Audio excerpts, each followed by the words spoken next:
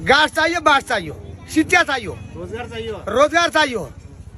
बिहान खाउँ भने बेलुका छैन, बिहान खाउँ भने बेलुका छैन, बेलुका खाउँ भने बिहान छैन। हेर्नु हाम्रो आज 7 दिनमा मैले खाना नखाएको, 7 दिनमा मैले नरुनु पर्दैन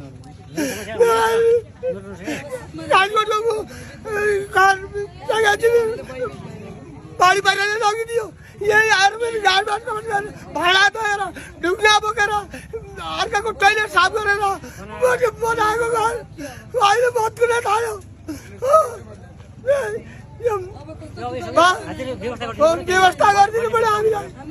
मेरो नाम गोरखबहादुरको घर थियो, गोरखबहादुर घर थियो मेरो नाम।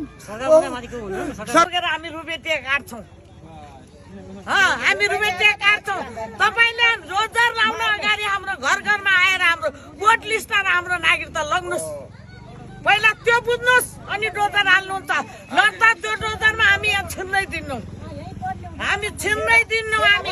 हामी जनता हौँ, हामी पनि मान्छे हौँ, हामी पनि नेपालको नागरिक हौँ, हामी पनि दलित हौँ। हामी जुन ठाउँमा